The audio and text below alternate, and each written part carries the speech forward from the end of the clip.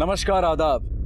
Crime petrol dial 100 के black headline सप्ताह में आप सबका स्वागत है। क्राइम पेट्रोल डायल 100 में आज तक आपने जुर्म की कई कहानियां देखी होंगी, लेकिन आज का ये केस एक ऐसा अनोखा केस है जो पहले ना आपने कभी देखा होगा और ना ही सुना होगा। वहीं कानपुर पुलिस के भी होश उड़ा दिए। तो देखते हैं सोच की बुनियादों को हिलाती जुर्म की हैरत अंगेज दास्तां।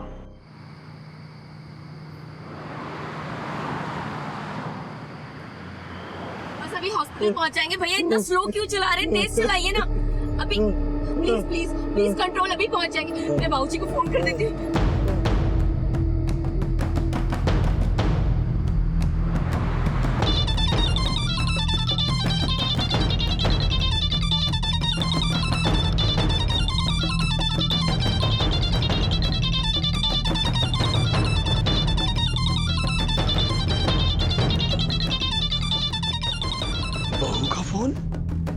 हेलो बाबूजी, बाबूजी मैं अरुण को लेकर हॉस्पिटल जा रही हूँ। किसी ने उस पर हमला कर दिया है। आप वहीं पर आ जाइए प्लीज।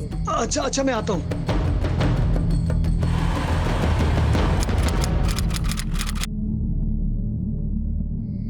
डॉक्टर साहब प्लीज प्लीज मेरे हस्बैंड को बचा लीजिए। अरुण कुछ नहीं होगा, हम हॉस्पिटल आ गए हैं। घबराइए मत, सब ठीक हो जाएगा, आराम से। ये सब हुआ कैसे? डॉक्टर साहब 4 गुंडे घर में घुस आए थे, पेट्रोल छिड़का इनके ऊपर और आग लगा दी। देखिए, हमने प्राथमिक उपचार तो कर दिया, लेकिन बाकी के इलाज के लिए आपको सिटी हॉस्पिटल लेकर जाना होगा, क्योंकि यहाँ पे बर्न वार्ड्स तो है नहीं। जी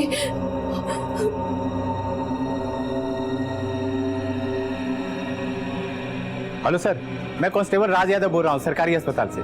यहाँ एक जले हुए आदमी का केस आया और ये लोग उसे सिटी हॉस्पिटल ले जा रहे हैं। हाँ सर, ओके सर।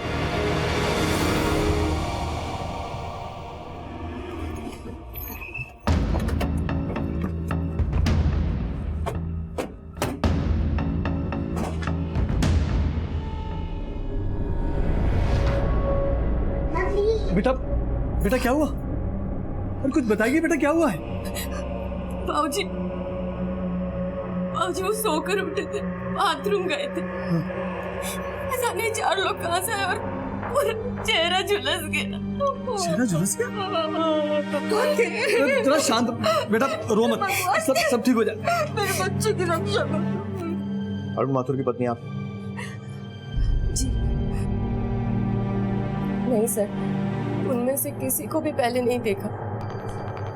आपके पति काम क्या करते हैं? ठेकेदार, कंस्ट्रक्शन का काम है उनका। तो फिर किसी से कोई झगड़ा हुआ हो, या किसी ने धमकी दी हो, या फिर कोई दुश्मनी? सर दुश्मनी तो उनसे किसी की भी नहीं है, और खतरे की कभी कोई बात उन्होंने कही नहीं। हमले के बाद आपने पुलिस को फोन क्यों नहीं किया? अपने सास ससुर को भी रास्ते से ही फोन किया? सर कितना घबरा गई थी मैं, उनकी हालत इतनी खराब हो रही थी, मुझे उनको हॉस्पिटल लाने के साथ कुछ भी नहीं समझ में आया सर।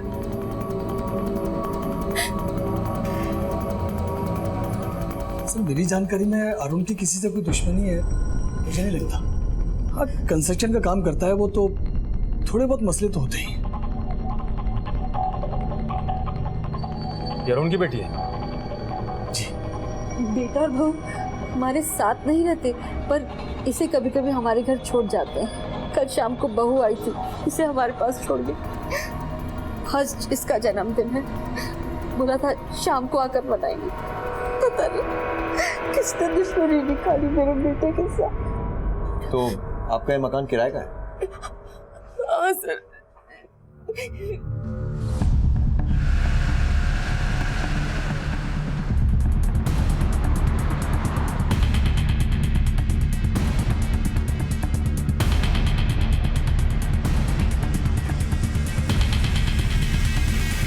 सर इस घर का मकान मालिक ऊपर ही रहता है। बुलाओ सर। ये घर तो कल दिन भर बंद ही रहा साहब। फिर ये 4 लोग कब आए और कब गए ये हमको पता नहीं सर। मतलब आपने किसी को आते जाते नहीं देखा? हाँ सर, हमने किसी को आते जाते नहीं देखा। अगर कोई रात में घुसा हो तो ये हम नहीं कह सकते, लेकिन एक बात है साहब, मेरी वाइफ ने सुबह 4 बजे कंपाउंड में एक प्राइवेट टैक्सी को आते हुए देखा था। उषा उसमें कहीं जा रही थी। उषा के साथ अरुण भी था? हाँ था।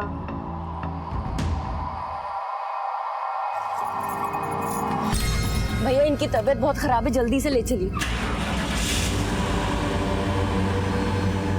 सर, अरुण माथुर की गाड़ी गेट के बाहर ही खड़ी होती है। हम लोगों ने किराएदारों की गाड़ी को अंदर खड़ी करने से मना किया हुआ है, लेकिन ये लोग टैक्सी में क्यों गए और क्यों आए, ये बात हमारी समझ में नहीं आ रही। सर रजिस्टर में तो कोई खास एंट्री नहीं है। साहब, एक साथ 4 लोगों को गेट से जाते हुए मैंने नहीं देखा। हाँ, अलग अलग गए हो तो बात अलग है। हम लोग कहाँ एक जगह ठहरे रहते हैं, सारे काम अकेले करना पड़ता है साहब। गार्डन में पानी डाल दिया, टेरेस पे जाके कोक चालू कर दिया, दोपहर में 2 घंटा खाना खाने के लिए जाना पड़ता साहब। और कौन कौन आता जाता है? और तो कोई खास नहीं आता है साहब, कभी कभी प्लम्बर आता है और एक काम वाली आती है बस। और रात में ड्यूटी पर कौन रहता है? रात को साहब कोई नहीं रहता है, गेट बंद करके मैं चले जाता हूँ घर पे। ठीक है, जाओ। अच्छा ठीक है साहब।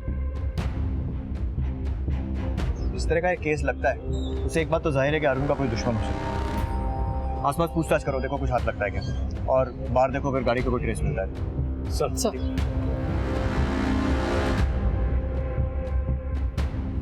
पुलिस ने कड़ी से कड़ी जोड़ने के लिए मोहल्ले से और आसपास से पूरी जानकारी जमा करनी शुरू की।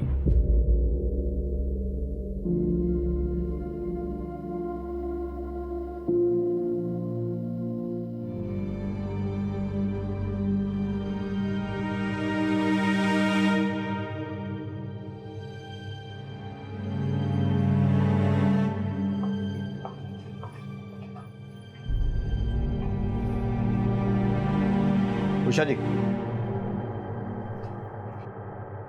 सर मकान मालिक ने मुझे और अरुण को ही देखा होगा, और कौन हो सकता है? लेकिन वो 4 लोग जिनके बारे में आपने बताया, कमाल की बात है उन्हें किसी ने आते जाते नहीं देखा। सर हमारे अपार्टमेंट की पीछे की दीवार पर से कूद के आने के पहले भी कई घटनाएं घट चुकी हैं। देखिए, क्योंकि वारदात आपके घर में हुई है, हमें घर का मुआयना करना पड़ेगा। घर की चाबी है आपके पास? हाँ है ना सर।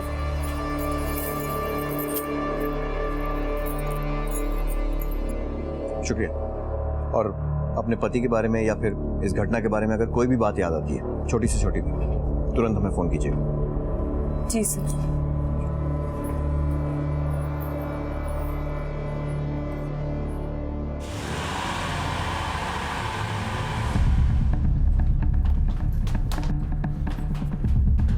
राइट, ताला खोलो।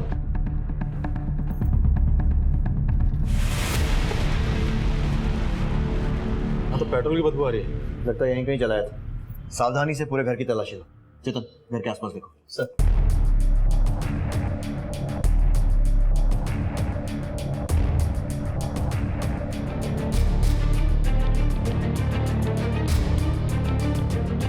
अंदर के कमरे में भी कुछ खून के निशान है, उसकी भी जांच कीजिएगा। Yes sir. सर ये देखिए सर, जांच करवाओ इसकी।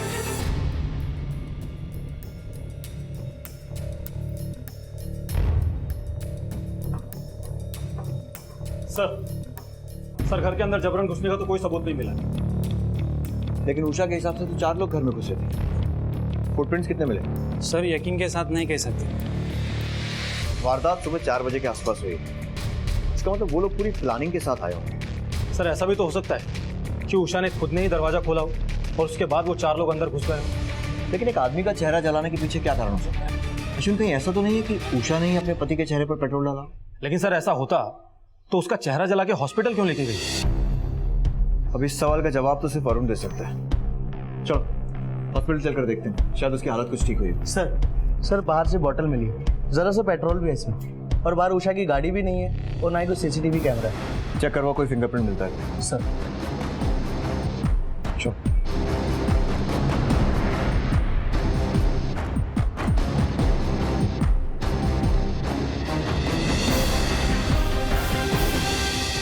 उषा के पति अरुण पर हुए हमले की जांच में जुटी पुलिस के सामने कई पहलू थे। हमलावर का जो भी मकसद था वो बेहद खतरनाक था। इस हमले से किसी की नफरत उभर कर सामने आई थी। इतना तो साफ था कि कातिल जान लेने से ज्यादा अरुण को एक ऐसा घाव देना चाहता था जो जिंदगी भर उसे इस हमले की याद दिलाता रहे। अपने बेटे पर हुआ यह हमला माँ बाप के लिए एक बिजली बनकर टूटा था और पत्नी उषा के लिए कहर। पुलिस ने अरुण और उसके परिवार की किसी से दुश्मनी या कारोबारी रंजिश को भी टटोला, लेकिन शक की सुई कहीं पर भी जाकर नहीं रुक रही थी।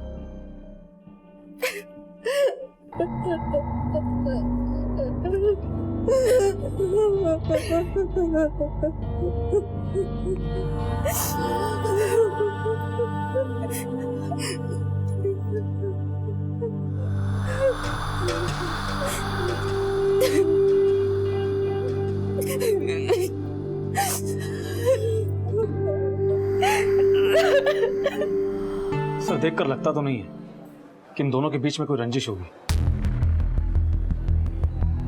राय, मुजरिम हमेशा इस यकीन के साथ जुर्म करते हैं कि कभी पकड़े नहीं जाएंगे, और हम भी उतने ही यकीन के साथ सस्पेक्ट पर शक करते हैं।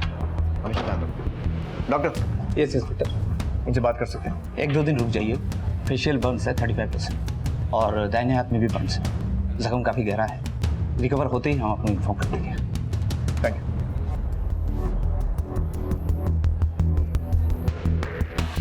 आपको क्या लगता है उषा जी, आपके पति के साथ किसने ऐसा किया होगा? पता नहीं सर उनके ज्यादा दोस्त नहीं है और वो अपने काम से ही काम रखते हैं बस। अच्छा, आपके पास कार है ना, और आप चलाती भी हैं? जी सर।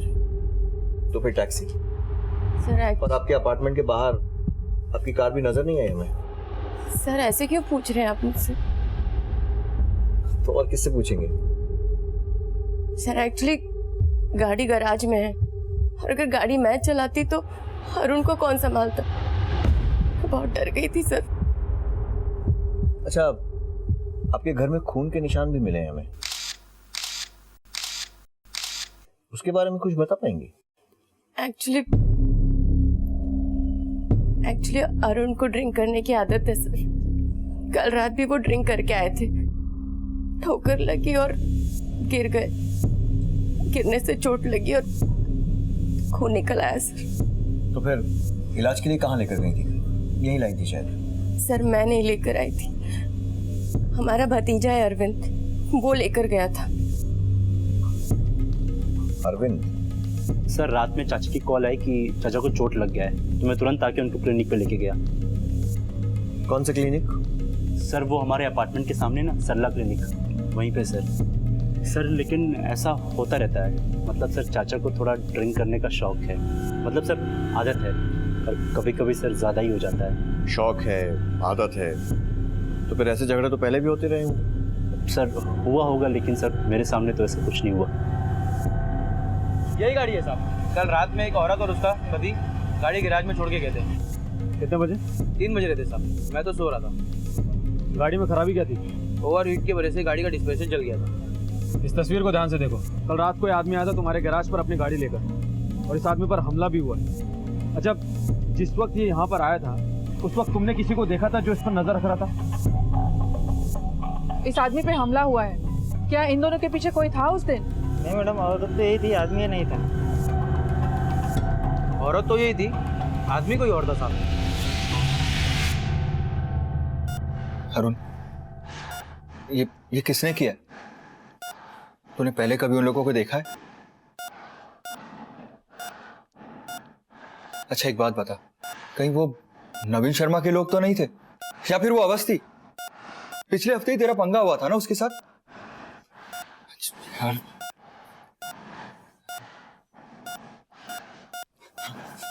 देख, तू बोल नहीं सकता तो ये पैड है और ये पेन, मुझे लिख के बता।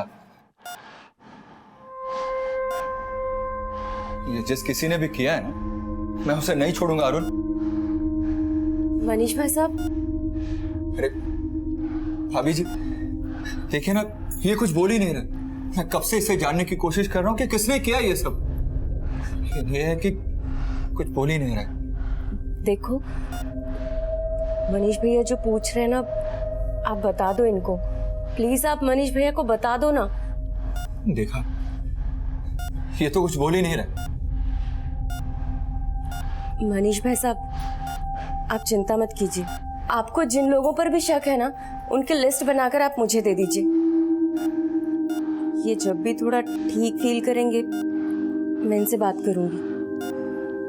ठीक है, मैं लिस्ट आपको मैसेज कर दूंगा। अरुण, मैं चलता हूँ, कल फिर आऊंगा। अपना ख्याल रखना। चलता हूँ भाभी जी।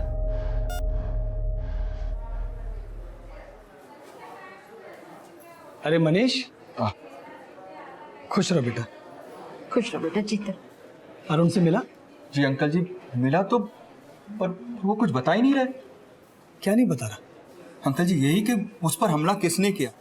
अब वो जो भी लोग थे उसने उन्हें देखा तो होगा ही ना। मैंने इतना भी कहा कि तू बोल नहीं सकता तो लिख कर बता दे, लेकिन वो बताना ही नहीं चाहता।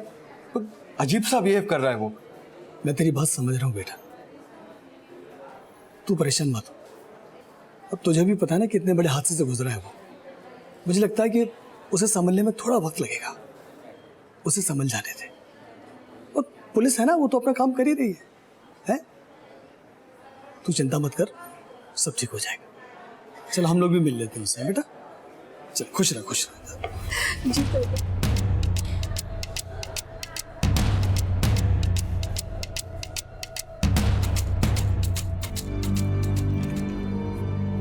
मैडम, आपका सर ने बुलाया। बाबूजी मैं आती हूँ। हाँ बेटा।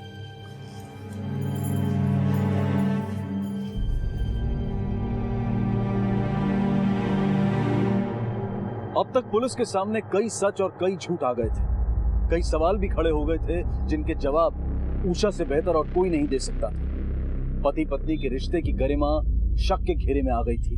पुलिस ने क्राइम सीन का बारीकी से मुआयना किया, गवाहों के बयान लिए, सबूत जमा किए, लेकिन सीधा साधा दिखने वाला ये केस कानपुर की कलेक्टरगंज पुलिस की नींदें उड़ा रहा था। सर ये सब क्या है? आप लोग मुझे इस तरह यहाँ पर क्यों बुलाया है? आपको अगर मुझसे कुछ पूछना था तो आप वहां भी पूछ सकते थे। सर मैं पहले से इतनी परेशान हूँ और मैं आप लोगों की कंप्लेंट करूंगी डीसीपी साहब से। बिल्कुल कीजिएगा कंप्लेंट डीसीपी से। पहले ये बताइए कि ये आदमी कौन है? कौन है मतलब? अरुण है मेरे पति। लेकिन जब आपने गाड़ी गैराज में दी थी और उसके बाद टैक्सी किराए पर ली थी, तब आपके साथ ये आदमी नहीं था, कोई और था।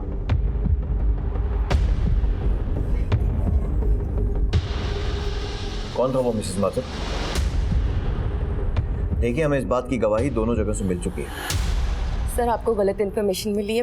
मेरे साथ मेरे पति अरुण ही थे। ठीक है, अगर जवाब देने के लिए आपको समय चाहिए तो हमें भी कोई जल्दी नहीं है। अच्छा, 4 दिन के रहने का इंतजाम करो, रिमांड पर लो। सर एक मिनट, मुझे आप लोगों को कुछ भी बताने से पहले अपने पति से बात करनी है। वो मैं देखिए, हम लोग आपकी मदद करना चाहते हैं, तो आप तसल्ली से बताइए कि क्या हुआ था।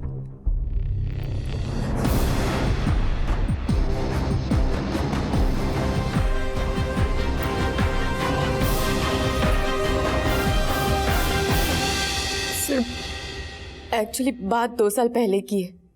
मुझे बैक पेन का प्रॉब्लम था। मैंने फिजियोथेरेपिस्ट से ट्रीटमेंट लेना स्टार्ट किया, लेकिन उस डॉक्टर ने इलाज के बहाने मेरी कुछ अश्लील तस्वीरें ले ली। मेरी कमर का दर्द तो मैंने ठीक कर दिया, मेरे दिल का दर्द कौन ठीक करेगा? जी जी, मतलब ये कि जैसे तुम यहाँ पे आती हो और जाती हो, आती जाती रहा करो, वरना ये तुम्हारी कुछ सुनहरी यादें मेरे पास हैं। सर वो फिर मुझे ब्लैकमेल करने लगा। मुझसे कहने लगा कि मैं उसके साथ फिजिकल रिलेशनशिप बनाऊं। मैंने इनकार किया तो उसने कहा कि अगर मैंने उसकी बात नहीं मानी तो वो मेरी सारी तस्वीरें इंटरनेट पर डाल देगा। मैं बहुत डर गई थी। मैंने ये बात अपने पति से शेयर की। वो जो डॉक्टर है फिजियोथेरेपिस्ट, उसके पास मैं अपने बैक के प्रॉब्लम को सॉल्व करने गई थी। उसने इलाज करते करते कब मेरी गंदी गंदी तस्वीरें खींची मुझे कुछ नहीं पता। और अब वो मुझे ब्लैकमेल कर रहा है कि कि मैं उसके साथ रिलेशन रखूं। सॉरी,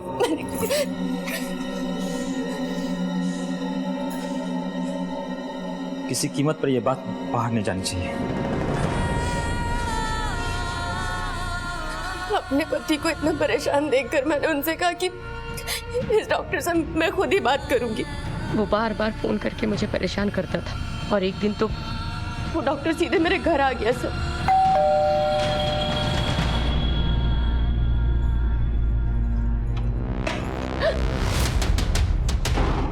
तुझे बुलाया, तू आई क्यों नहीं? सुन, आज यहाँ से मैं अपनी प्यास बुझा के ही जाऊंगा।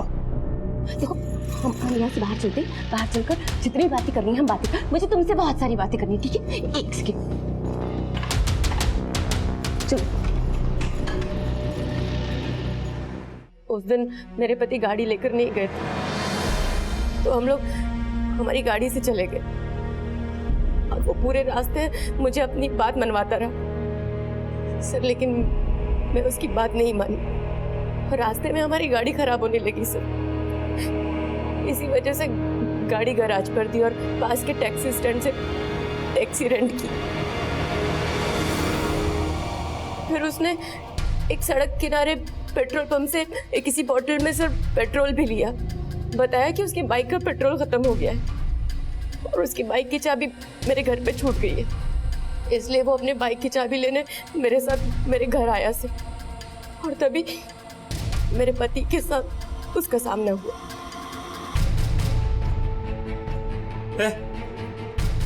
विकास है ना ये? अरुण, साले तेरी हिम्मत कैसे दे? अरुण, तू मेरी बीवी पे गंदी नजर अरुण, मेरे पति और विकास में बहुत बुरी झड़प हुई सर। विकास ने मेरे पति के चेहरे पर पेट्रोल छोड़ा। हाँ, मैंने अपने घर की इज्जत बचाने के लिए झूठ बोला था सर। उसके बाद रेंटेड टैक्सी में मैं अरुण को हॉस्पिटल ले गई और रास्ते में से बाबूजी को फोन किया। और आप अकेले अरुण को लेकर हॉस्पिटल चले गए, सही है ना? सर देखिए, मेरे हस्बैंड वहाँ अकेले हैं, पता नहीं कैसे होंगे इस वक्त। मुझे जाने दीजिए प्लीज। ठीक है, जा सकते हैं। विकास की डिटेल्स बस बता दीजिए, इनसे विकास का एड्रेस और बाकी डिटेल्स लो और इन्हें हॉस्पिटल पहुंचाओ। चलिए, थैंक यू सर।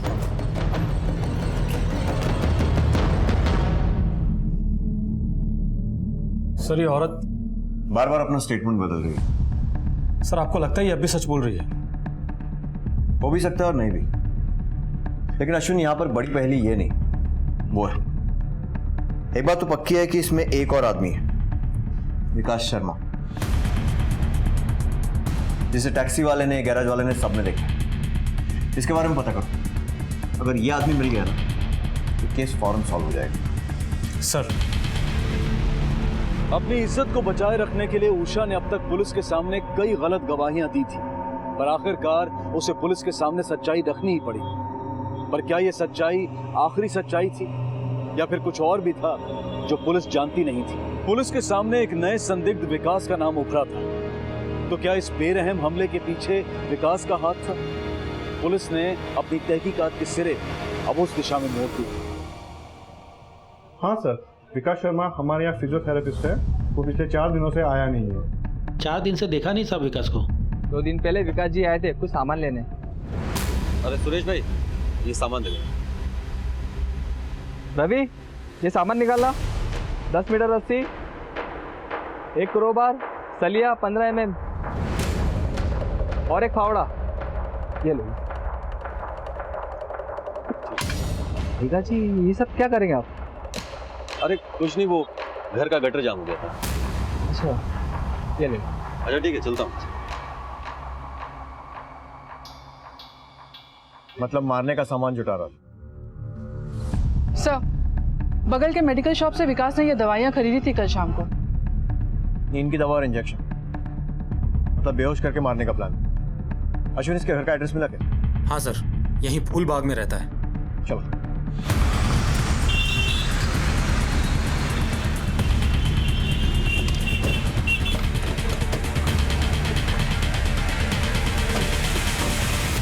विकास यहीं रहता है, सीढ़ी वाला।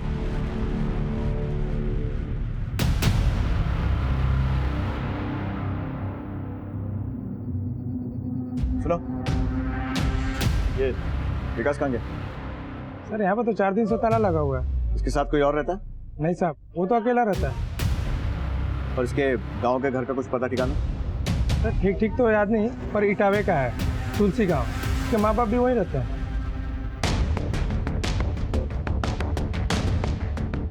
अश्विन, विकास ने उषा की अश्लील तस्वीरें ली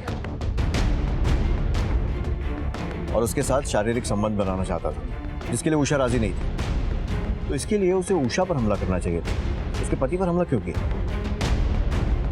सर विकास ने जो सामान खरीदे किसी खास मकसद और काम को अंजाम देने के लिए खरीदा होगा, वरना एक फिजियोथेरेपिस्ट ये सामान क्यों लेगा?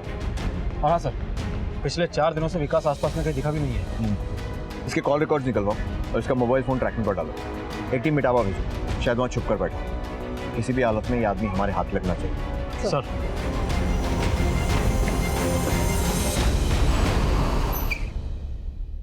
नाकाबंदी की सारी रिपोर्ट लखनऊ भेजो और हेडक्वार्टर से जैसे ही कोई आगू आता है मुझे इन्फॉर्म करो, ठीक है?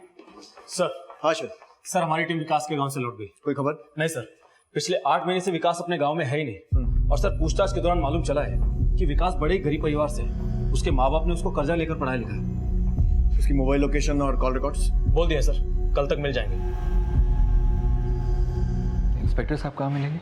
वो रहे।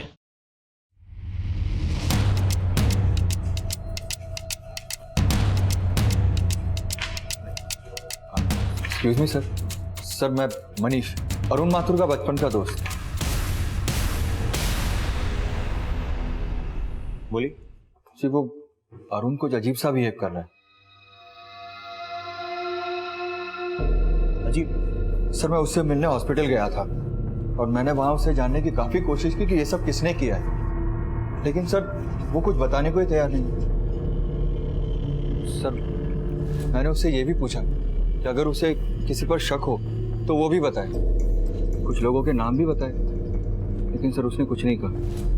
सर अरुण ऐसा नहीं है, वो काफी एग्रेसिव नेचर का है सर। वो ऐसे चुपचाप बैठने वालों में से नहीं है। और सर आज सुबह उसने मटन सूप पीने से इनकार कर दिया। लीजिए। अरे ये मटन सूप नहीं पियोगे तो जख्म कैसे भरेंगे? हाँ। डॉक्टर ने बोला है पीने के लिए। पी लेना बेटा, तुझे तो कितना अच्छा लगता है मटन सूप, तो फिर क्यों नहीं पी रहा है? पी ले बेटा, पी। मुझे क्या, मैं जा रही हूँ लेके, पर हाँ डॉक्टर को बोलना पड़ेगा। मांस मछली सब खाते हो और सूप पीने में कैसा परहेज? हाँ तो मटन सूप नहीं पिया तो? सर अरुण दिन में 3 बार नॉनवेज खाने वाला आदमी है। आप चाहे तो पास वाले रेस्टोरेंट वाले से भी पता कर सकते हैं सर। फिर उसे नॉनवेज खाने की आदत थी और मटन सूप तो बाल्टी भर के पी सकता है सर। लेकिन आज सुबह जब नर्स ने उसे मटन सूप पिलाने की कोशिश की तो उसने नहीं पिया सर। माना कि उस पर अटैक हुआ है, टेंशन में बेचारा, लेकिन मटन सूप से दुश्मनी, सर ये बात मेरे गले से उतर नहीं रही। वैसे गले से तो हमारे भी बहुत सारी बातें नहीं उतर रही, फिर भी आप कहना क्या चाहते हैं? सर मैं ये कहना चाहता हूँ कि अरुण बिल्कुल भी ऐसा नहीं है। हाँ वो बिजनेस में थोड़ा उतार चढ़ाव लगा रहता है, और एक बात सर, उसे शराब पीने की भी आदत है। और सर ये आदमी ये तो मेरा दोस्त। सर मेरा मतलब है कि ये मतलब ये कि ये आदमी अरुण नहीं है, ये कहना चाह रहे हैं? बकवास कर रहा है साहब वो मनीष। मुझे तो लगता है कि मेरे बच्चे पे हमला भी उसी ने करवाया। लेकिन वो तो अरुण का बचपन का दोस्त है ना। पर काहे का दोस्त साहब, कैसा दोस्त? सब जलते हैं मेरे बच्चे के कारोबार से। अरे हम बाप बेटों में झगड़ा भी इन दोस्तों ने करवाया है। वरना आप देखिए साहब, कानपुर में मेरा इतना बड़ा मकान है और मेरा बच्चा किराए पे रह रहा है। अरे हम अपने बेटे को नहीं पहचानेंगे जिसे हमने बचपन से पाला पोसा? उसकी खुशबू सूंघकर पहचान लेंगे साहब हम उसे। क्या बात कर रहा है मनीष? चलो सर हमें भी यही लगता है कि ये मनीष बकवास कर रहा है। और ये अरुण का जो मोबाइल है वो कौन सी कंपनी का? Sir doctor.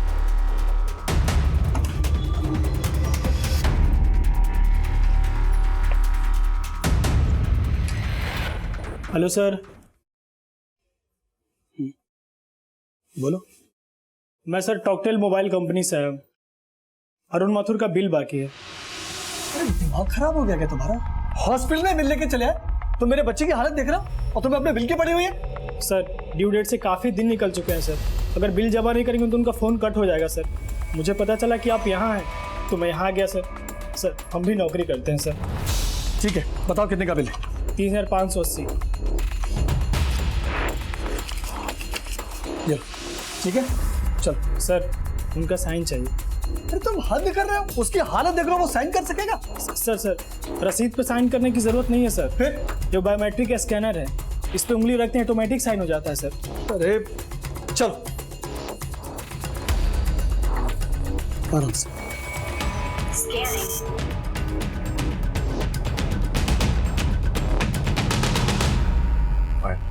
सर हाँ, फिंगरप्रिंट मैच नहीं हुआ सर। बायोमेट्रिक के हिसाब से ये अरुण नहीं है सर।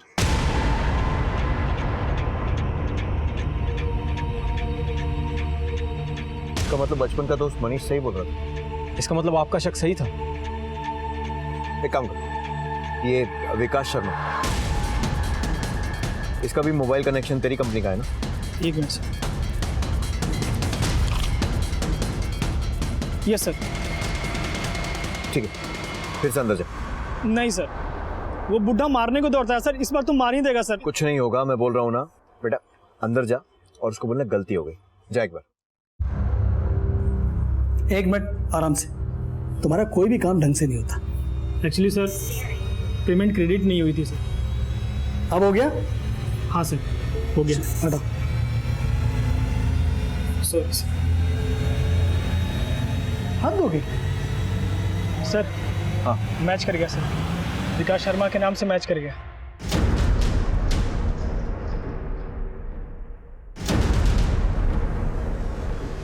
तेरा स्कैनर तो काम करता है ना?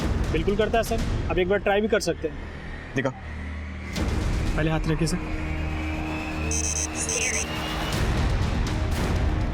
बायोस्कैन तो एकदम ठीक है। अरुण गायब है। उसको जन्म देने वाले माँ बाप और उसके साथ रहने वाली पत्नी का मानना है कि यह अरुण है, सिवाय एक इंसान के, मनीष। और अब ये सर, इसका मतलब हॉस्पिटल के अंदर 35% बर्न्स के साथ झुलसा हुआ आदमी अरुण नहीं, विकास शर्मा है। तो सर अरुण कहाँ होगा? वो तो अब ये विकास शर्मा ही बताएगा। पुलिस के सामने अब तक कई सच झूठ और कई झूठ सच साबित हो चुके थे, लेकिन आखिरी सबूत पुलिस के हाथ ऐसा लगा था जिसने इस केस का रुख ही बदल दिया। ये सच्चाई बेहद चौंका देने वाली थी कि हमला अरुण पर नहीं बल्कि विकास पर हुआ था। आखिर विकास एक दूसरे नाम से झुलसे हुए चेहरे के पीछे क्यों छुपा हुआ था? उसका मकसद क्या था? और क्या ये सच्चाई कि अरुण की जगह विकास है उषा जानती थी? अगर हाँ तो सच क्या है और कहाँ है अरुण? सर हमारी डॉक्टर से बातचीत हो गई है। तहकीकात के लिए मुझे थाने लेके जा सकते हैं। बढ़िया। अच्छा लो अरुण बेटा कुछ फल खा लो। अरे फल नहीं खाओगे तो जल्दी अच्छी कैसे होगे? अरे ये दवाई कहाँ रख गई उषा भी? अच्छा तो हो गया माता जी, चलो हो गया तुम्हारा डिस्चार्ज। ये सब क्या है साहब? क्यों, खुशबू से भी सूंघकर पहचान नहीं पाए आप लोग अपने लाडले बेटे को? मतलब ये कि आपका बेटा अरुण नहीं है। क्या? ये क्या कह रहे हैं आप? जी हाँ, सबूत है हमारे पास पूरे। तो फिर ये कौन है? विकास शर्मा। विकास शर्मा? और हमारा बेटा?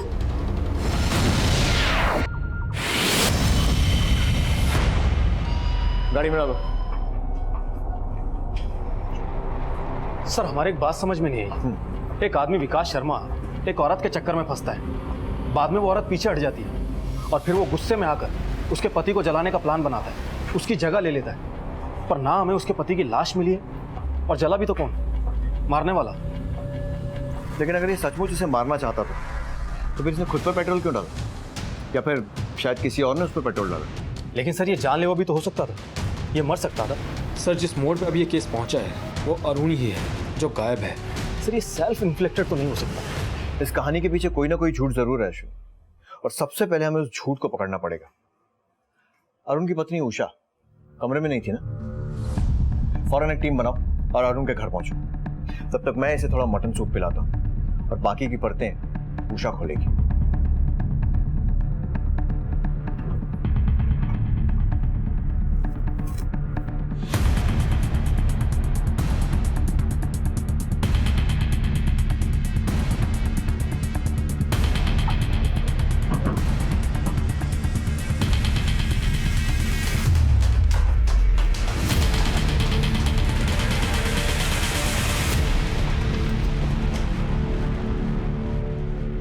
पूरे घर की अच्छे से तलाशी लो। सर।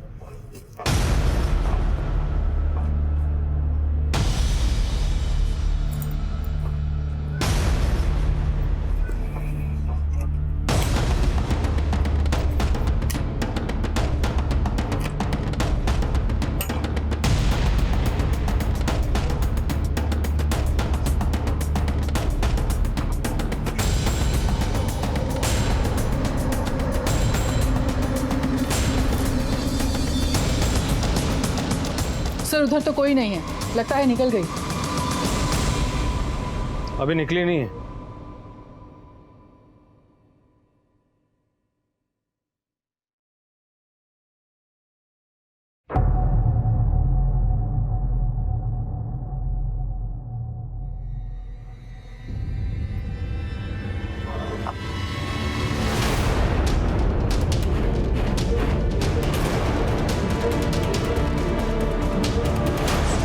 थाने चले उषा जी?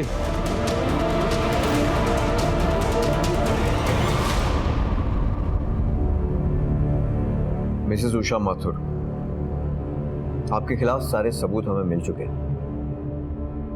और इस वक्त आपका स्टेटमेंट रिकॉर्ड हो रहा है। जो भी कहेंगी अच्छे से सोच समझकर और सिर्फ सच बोलिएगा, समझ गई आप?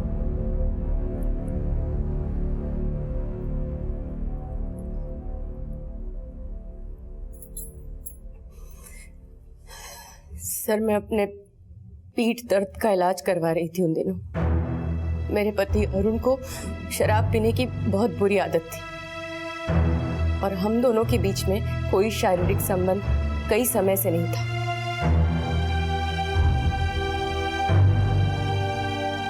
और ऐसे में जब मुझे विकास ने छुआ तो आपके हाथ तो बड़े सॉफ्ट हैं।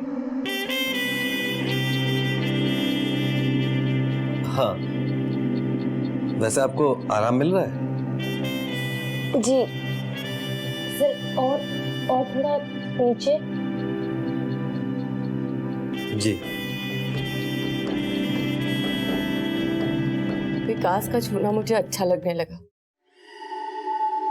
उसके साथ से ज्यादा उसकी नजदीकियां, और फिर मैं हर दूसरे दिन उससे मिलने लगी। सर मैंने उसे घर बुलाना शुरू कर दिया।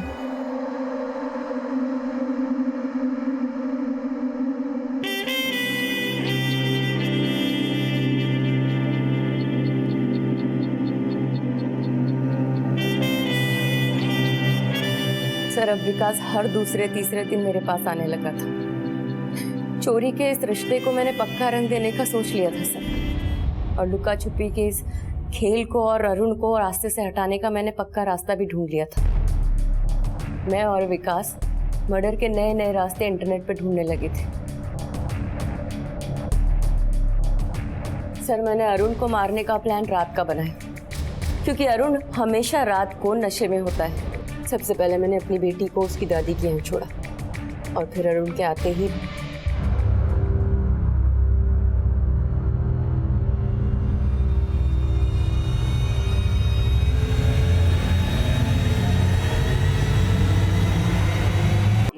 अरुण अरुण अरुण क्या हुआ? तुम क्यों चीख रहे हो?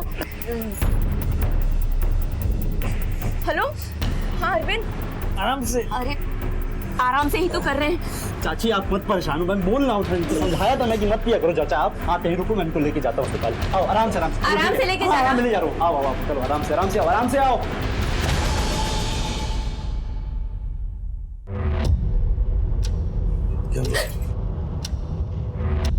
फट्टू हो बे तुम, भागे का है? अरे तुमने उसको मार दिया? धीरे बोलो। अरुण को भी अरविंद हॉस्पिटल लेकर गया है। जाओ, जाकर बाहर हमारे फोन का वेट करो। ठीक है, आराम से। हाँ जाओ। बहुत दिलेरी दिखाई तुम लोगों ने। फिर उस पर हमने दोबारा वार किया।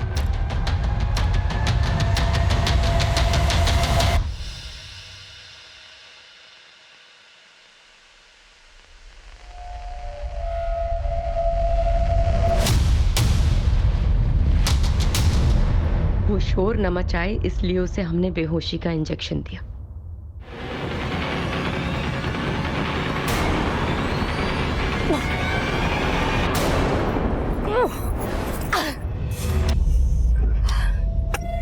जल्दी जल्दी हाथ चलाओ ना।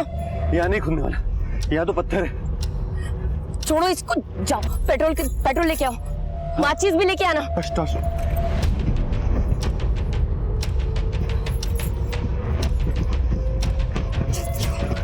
ये रहा।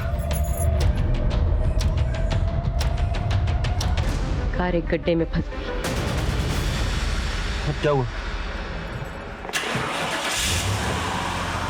अरे गाड़ी फंस गई। सर तदबीर तो बहुत अच्छी थी, पर तकदीर ने धोखा दे दिया। बड़ी मुश्किल से टेम्पो वाले की मदद से हमने अपनी कार वापस बाहर निकाली,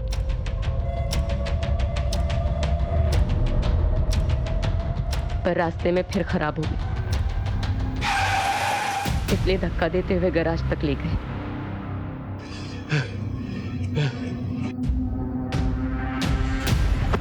अरे उठाओ इसे। अरे भाई साहब। अरे भैया उठाओ, हमारी गाड़ी जरा खराब हो गई है, देख लेंगे उसे। नहीं, इतनी रात में कोई मैकेनिक नहीं है, रख के जाओ, सुबह देख लूंगा। अच्छा, यहाँ फिर कोई टैक्सी स्टैंड है क्या? आगे टैक्सी स्टैंड है, वहां से मिल जाएगी टैक्सी। सर, हमने सब कुछ उषा के ही कहने पे किया, सब कुछ। वो तो समझ में आ गया, लेकिन फिर अपना खुद का चेहरा क्यों झुलसा लिया? ये लो, ये पहनो। जी शुक्रिया। क्या हुआ? एकदम सही लग रहे हो, अरुण की तरह। अरुण? इसने कहा कि पति मरेगा पर जिंदा रहेगा। मरेगा पर जिंदा रहेगा? कैसे? सर, ये भी उषा का ही प्लान था। इन्होंने बोला कि अरुण को हम मारेंगे और अरुण की जगह मैं ले लूंगा। सिर्फ जगह ही नहीं, नाम, कारोबार, पैसा, सब। उसके बाद उषा ने मेरा चेहरा झुलसा दिया ताकि किसी को पता न लग पाए कि इस झुलसे हुए चेहरे के पीछे अरुण नहीं।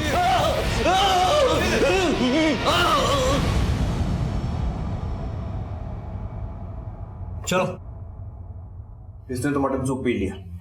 सर, हम तो शाकाहारी हैं।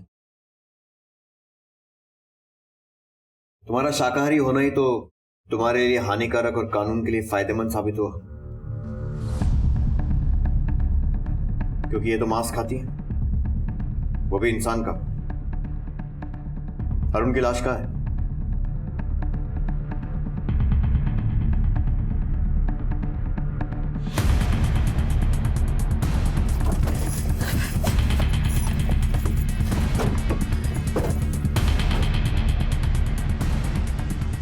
किधर? चलो।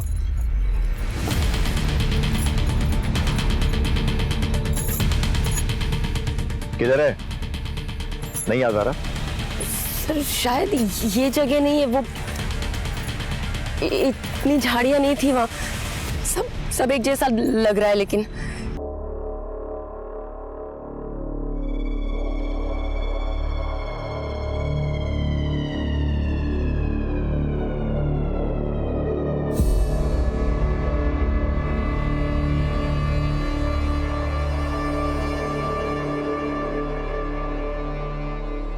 मुझे नहीं मालूम कि तुमने ये सब करके क्या पाया और ये सब किया क्यों, लेकिन जब भी लोग इस केस के बारे में सुनेंगे ना, तो तुम दोनों की हिम्मत और बेवकूफी के बारे में सोचते रह जाएंगे। तुमने खुद अपने ही हाथों अपने घर को आग में झोंक दिया।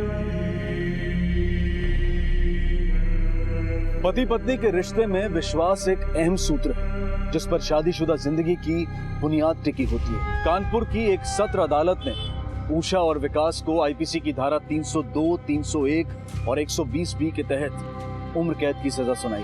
कहते हैं कि सूरत बदलने से सीरत नहीं बदलती, देर से ही सही, लेकिन प्रकृति अनीति बर्दाश्त नहीं करती और जिंदगी का सफर सही रास्तों पर ही चलकर तय किया जा सकता है। गलत रास्ते सिर्फ हैवानियत और गलत अंजाम की तरफ ही ले जाते हैं। काम्या मोटर्स द्वारा बेची गई 1500 गाड़ियों में से 120 की चेचिस नंबर हमारे डेटाबेस से मैच करती है। इन गाड़ियों में से एक भी गाड़ी ऐसी है जो आपको सस्पिशियस लगती है? सर, इनमें से एक गाड़ी सुरेश कालरा के नाम से है, जिसे हमारी कंपनी ने ब्लैकलिस्ट कर दिया था।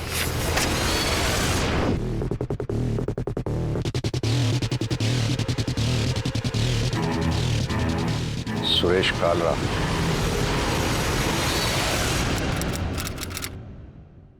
Happy birthday to you. Happy birthday dear doctor. Happy birthday to you. अरे हैप्पी बर्थडे डॉक्टर साहब। अरे जन्मदिन मना रहे हो आप तो धूमधाम पे हैं। मैं भी गिफ्ट ले आया हूँ आप खातिर एक। यो देखो बढ़िया है ना, ये लगाओ एकदम हैंडसम बुआ है। डॉक्टर साहब का दूसरा गिफ्ट ले आओ।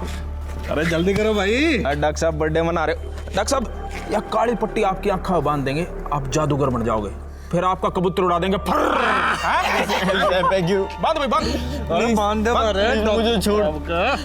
Please don't do this. Doctor साहब happy birthday. Happy birthday to you. Happy birthday to you. Happy birthday to doctor साहब। Happy birthday to you. Sir, ये सुरेश कालरा और उसका छोटा भाई अमित कालरा करीब 1.5 साल पहले हेलो कैब्स की गाड़ियां चलाते थे, लेकिन कंपनी ने उन्हें निकाल दिया था। निकालने की वजह? हमने हेड ऑफिस से डिटेल्स मंगवाई हैं। जैसे ही हमें इन्फॉर्मेशन मिलती है हम आपको अपडेट करते हैं। अमित और सुरेश के नंबर और एड्रेस होंगे आपके पास? जी सर।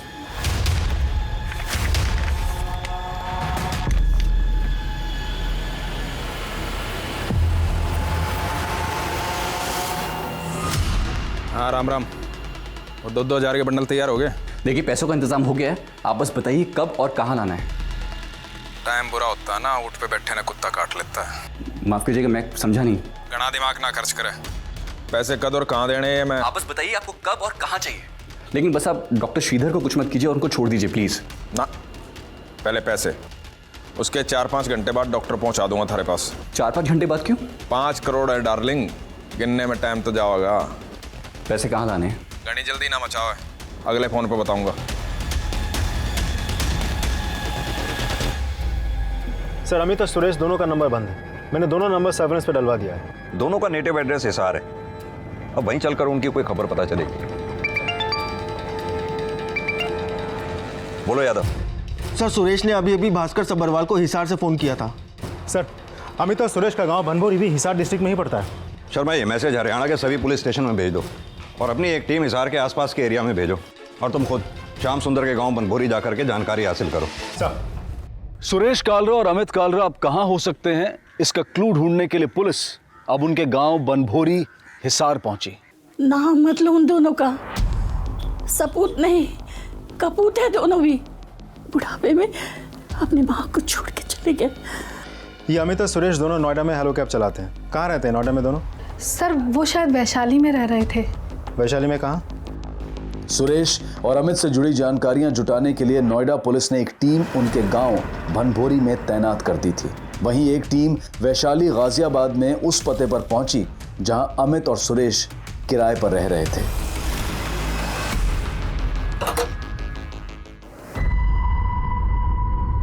जरा सुनिए जी। ये घर सुरेश और अमित का है? जी हाँ, पर यहाँ तो काफी दिनों से ताला लगा है। तो फिर ये दोनों अब कहाँ मिलेंगे? जी मालूम नहीं। कहीं भी किसी तरह की कोई डील नहीं होनी चाहिए। मुझे अपडेट करते रहना। सर ये डॉक्टर श्रीधर के अंकल हैं सर। सर, श्रीधर मिल जाएगा ना सर? मैं उनको घर वालों को प्रॉमिस देकर आया हूँ कि मैंने उनको साथ लेकर ही आऊँगा। आप चिंता मत कीजिए, हम डॉक्टर श्रीधर को वापस लाने की पूरी कोशिश कर रहे हैं।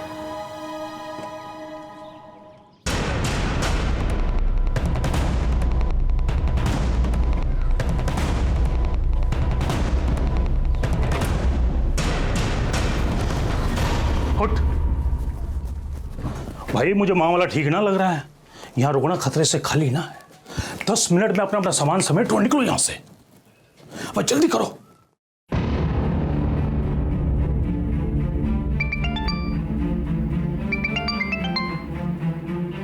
बोलो शर्मा। सर हेड ऑफिस के इंफॉर्मेशन के मुताबिक उन्होंने काफी हेराफेरी और उल्टे सीधे काम किए थे। कैसी हेराफेरी करते थे दोनों? सर हमें एक लेडी कस्टमर ने कंप्लेंट की थी कि सुरेश ने उनके साथ मिसबिहेव किया था।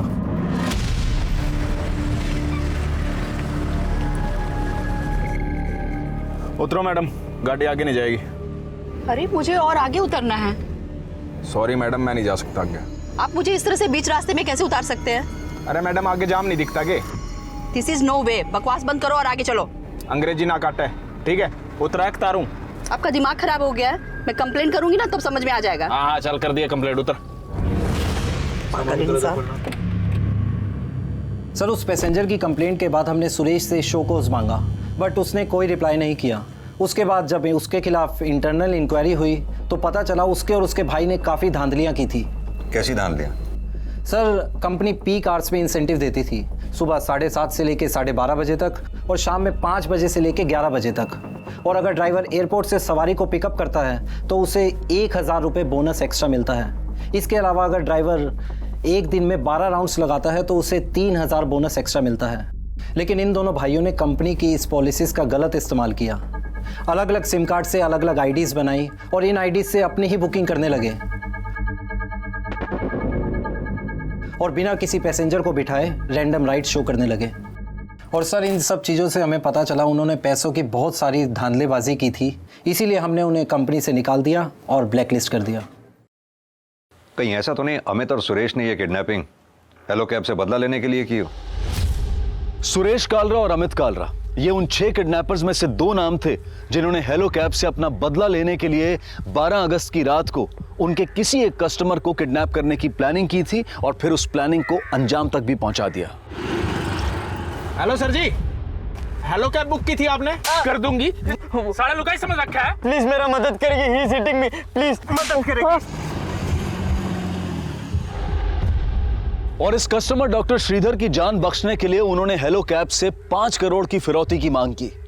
इन अपराधियों की पहचान सामने आने के बाद पुलिस अब इन किडनैपर्स तक पहुंचने का और डॉक्टर श्रीधर को सही सलामत बचाने का रोड मैप तैयार करने में जुट गई। सर ये सुरेश और अमित जिस घर में रहा करते थे वहां से अमित के दूसरे नंबर के बारे में पता चला। मैंने वो नंबर चेक किया, वो नंबर उन जगहों पे एक्टिव था जहां से श्रीधर के फोन से कॉल आए थे। हम डॉक्टर श्रीधर बावड़े नाम में क्या रखा है? इट्स अ मिस्टेक, तुम लोगों ने गलती की। वाटर, पानी, प्लीज। क्या वो नंबर अभी भी एक्टिव है? सर 5 घंटे पहले तक वो नंबर हिसार में एक्टिव था, फिर वो नंबर बंद हो गया। मैंने उस नंबर को सर्विलेंस पर डलवा दिया है। सर एक बात और पता चली, ये सुरेश शादीशुदा है, बीवी का मायका है रोहतक में। ये अमित का नया नंबर सर्विलेंस पर डालो, तब तक हम सुरेश की बीवी से मिलते हैं। जी सर।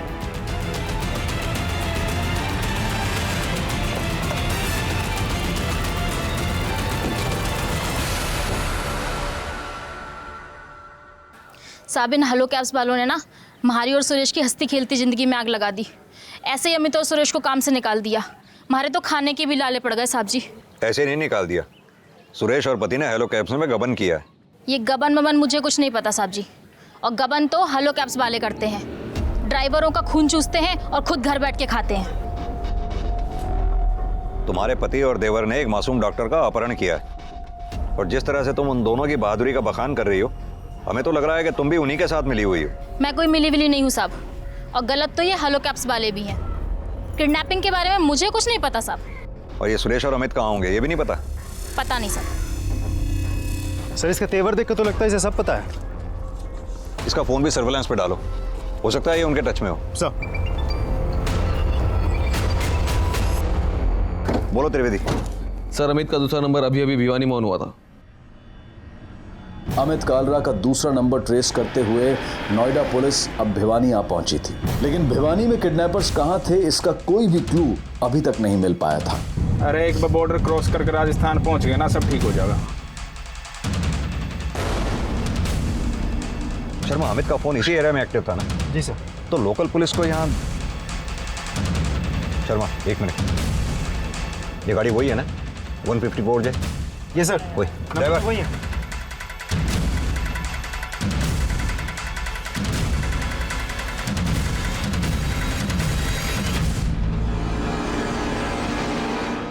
भाई ये पुलिस अपना पीछा क्यों कर रही है? ये बात कर रहा है, देख वहाँ आ रही होगी। पेट्रोलिंग पर होगी यार। अरे नहीं भाई, कल्लू देख यार, तू देख। ओ भाई ससुरे पीछे पड़े हुए हैं भाई। हाँ भाई, अब तेज चलाना भाई गड्डी ने।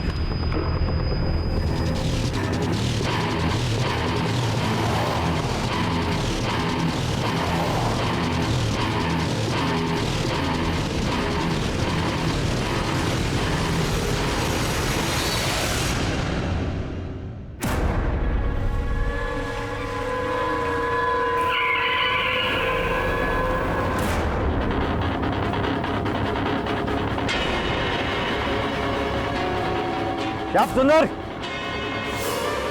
चारों तरफ से गिर गए हो, बाहर आ जाओ हाथ ऊपर करके।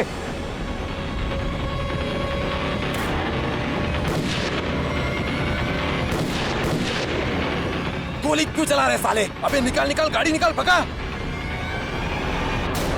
फटाफट उसके पीछे लो, निकल गाड़ी।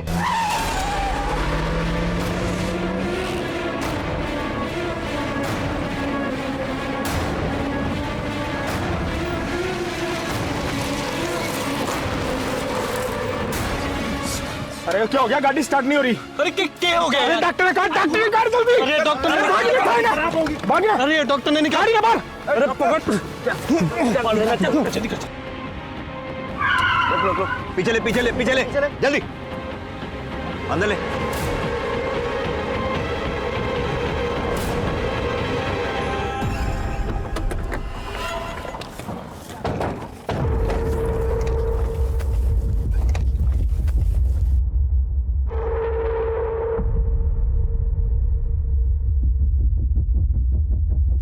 आसपास अच्छी तरह से देखो, ज्यादा दूर नहीं गए होंगे वो लोग।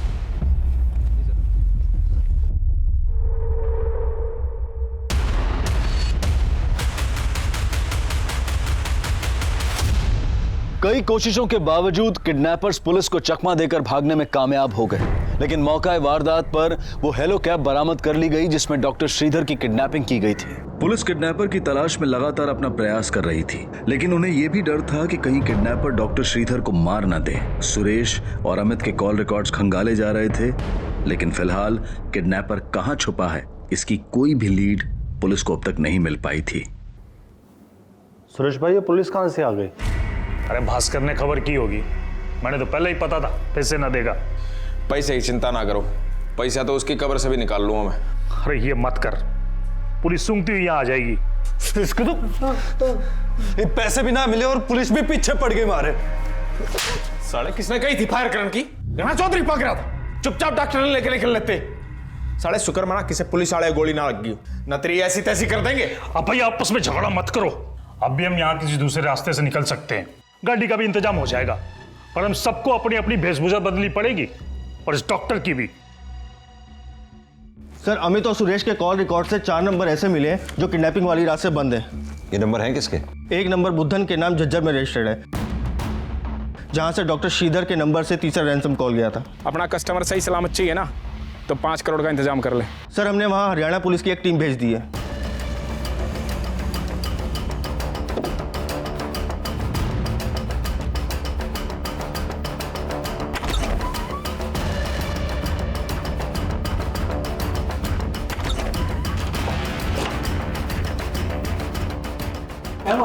कोई नहीं सर, यहाँ पर कोई नहीं है। और दूसरा नंबर विक्रम राठी के नाम रेवाड़ी में रजिस्टर्ड है, जहां से डॉक्टर श्रीधर के नंबर से चौथा रैंसम कॉल गया था। हाँ राम राम, वो 2-2 हज़ार के बंडल तैयार हो गए।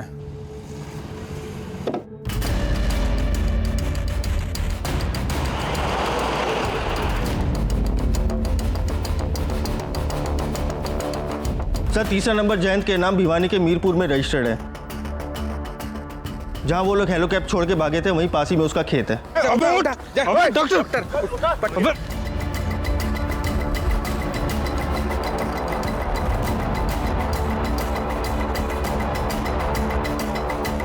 सर, चौथा नंबर अमित और सुरेश के गांव हिसार का है और जिसके नाम ये नंबर है उसका नाम केदार है। सुरेश कालरा और अमित कालरा के बाद पुलिस ने उन सभी किडनैपर्स को आइडेंटिफाई कर लिया जिन्होंने डॉक्टर श्रीधर की किडनैपिंग को अंजाम दिया था, लेकिन वो किडनैपर्स इस वक्त कहां हैं ये पता लगाना अभी बाकी था।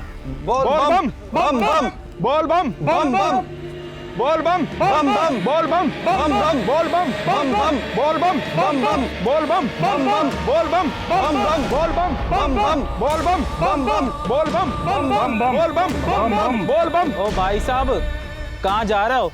कुलदीप तो है नहीं घर पे, किससे मिलना है तुमको?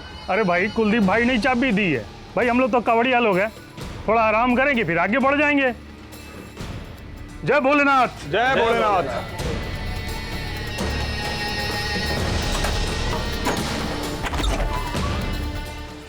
सर वो चारों बुद्धन, विक्रांत, जयंत और केदार अमित और सुरेश के वैशाली वाली घर आते थे, लेकिन फिलहाल वो लोग कहाँ हैं इसके बारे में हमें कुछ पता नहीं चला। इन चारों के कॉल रिकॉर्ड अच्छे से चेक करो, पता करो इन सब के नंबर में क्या कोई ऐसा कॉमन नंबर है जो हमें उन तक पहुंचा सके। सर किडनैपर्स तक पहुंचने के लिए पुलिस को जल्द ही एक अहम लीड मिली।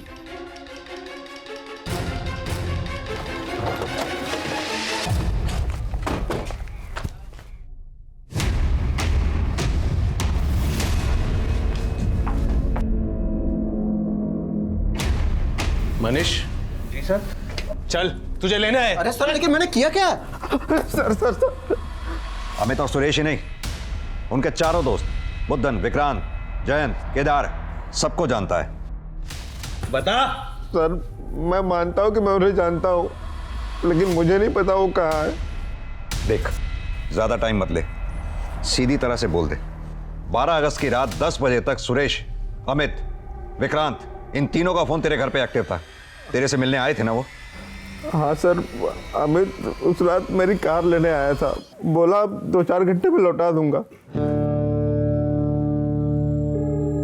फिर रात को 1 बजे जयंत और केदार कार देकर वापस चले गए, लेकिन साहब मुझे नहीं पता था उन लोगों ने किडनैपिंग की है। कैसे मान ले तुझे नहीं पता? साहब मेरा विश्वास करो साहब, मैं सच बोल रहा हूँ। तो ये तो पता होगा वो लोग कहाँ छुपे हो सकते हैं। बोल।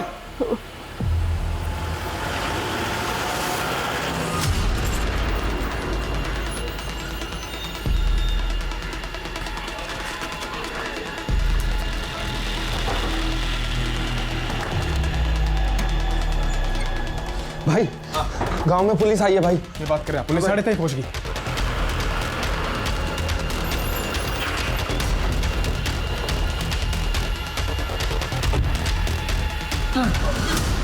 पुलिस आ गई। अरे मेरी बंदूक, मेरी बंदूक।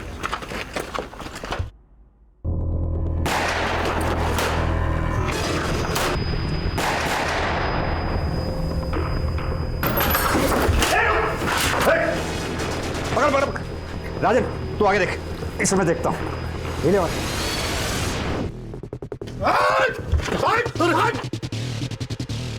बता कहाँ है वो लोग? सर बाहर 2 लोग पकड़े गए, लेकिन अमित, सुरेश, एक और आदमी डॉक्टर नहीं है। सर अंदर भी कोई नहीं है। बता कहाँ है अमित?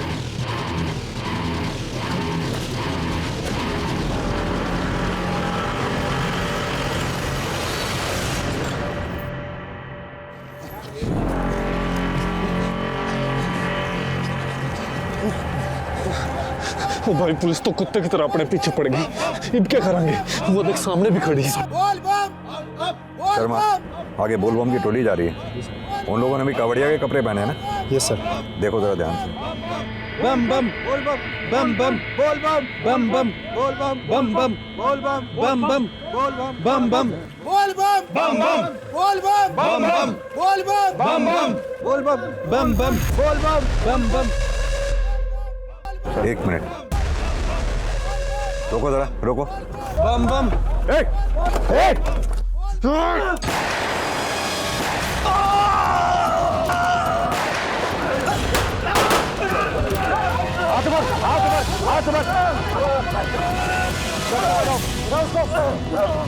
डॉक्टर को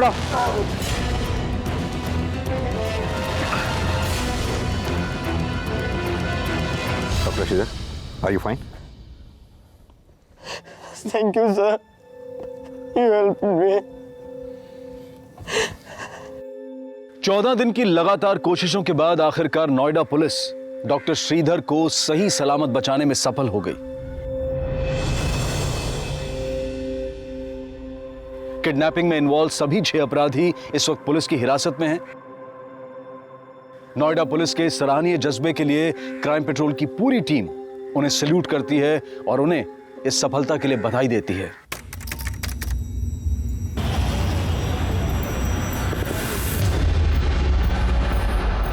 तमाम सबूतों और गवाहों को मद्देनजर रखते हुए यह अदालत अभियुक्त श्रीकांत चौबे उम्र 16 साल पुत्र नीलेश चौबे, अभियुक्त मुक्ति देशमुख उम्र 16 साल पुत्र शशिकांत देशमुख को आईपीसी की धारा 393 और 307 के तहत दोषी पाती है और उम्र कैद की सजा सुनाती है।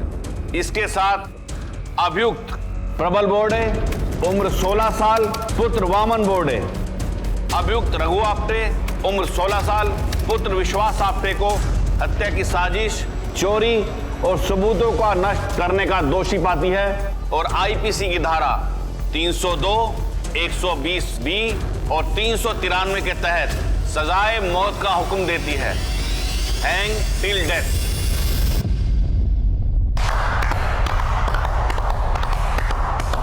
थैंक यू जज साहब, हमें पता था यही होगा। अंधा कानून मुर्दाबाद, अपनी दोस्ती जिंदाबाद। अंधा कानून मुर्दाबाद, अपनी दोस्ती जिंदाबाद।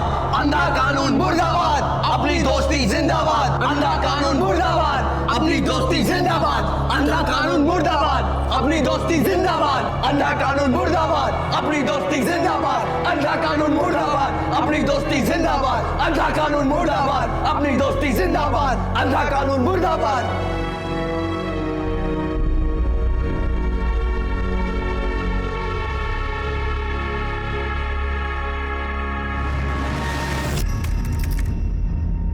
नमस्कार, आदाब।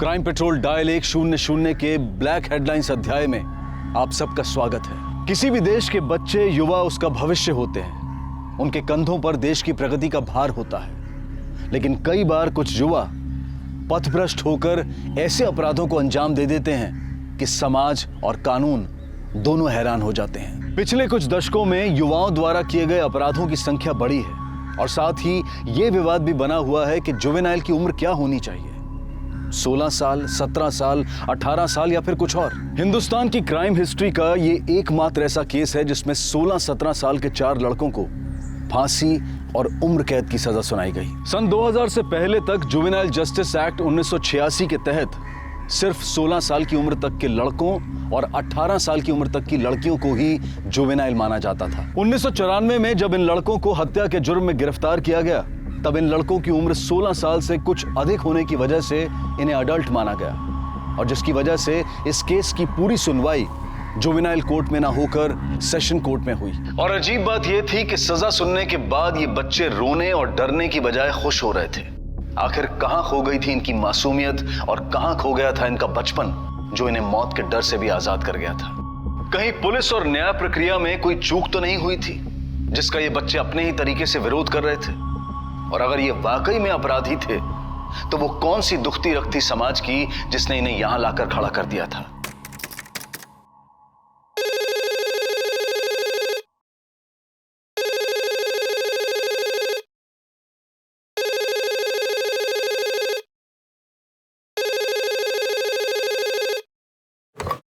Hello, Borivali police station. क्या? ठीक है, किसी को घर के अंदर मत जाने दीजिएगा, हम लोग अभी आ रहे हैं।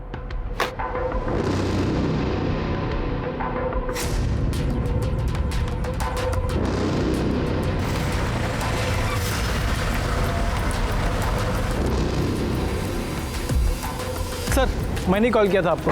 Flat number 101, first floor.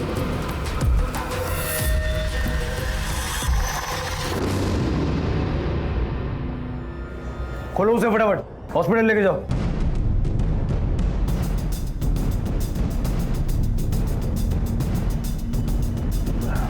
मतलब इस वारदात को कम से कम 7-8 घंटे पहले अंजाम दिया गया होगा। सर, हो सकता है कि गले और कान की ज्वेलरी को खींच कर निकाला गया। सर, ये सब देखकर तो लगता है कि मर्डर लूटपाट के इरादे से किया गया।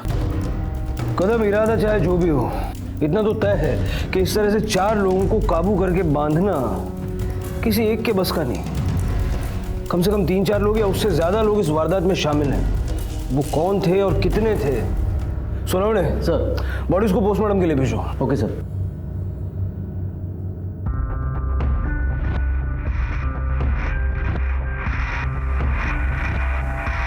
सर, अजीब बात है, बॉडी पे एक भी ज्वेलरी नहीं है और यहाँ इस तरह पैसे छोड़ के गए। इस तरह की वारदात को अंजाम देके इनके घर में इन्हीं की मिठाई खा के इस तरह से सेलिब्रेट करना और फिर इस तरह से पैसे छोड़ के जाना, कदम मुझे लगता है ये जो कोई भी हैं इनसे काफ़ी नफरत करते थे। घर में कोई फोर्स एंट्री का निशान भी नहीं है। मुझे लगता है ये मामला लूटपाट का नहीं बल्कि बदले की भावना से किया गया है। सर, ऐसा भी तो हो सकता है कि ये सब हमें गुमराह करने के लिए किया गया। सारी चीज़ों के फोटोग्राफ्स ले लो। Okay sir.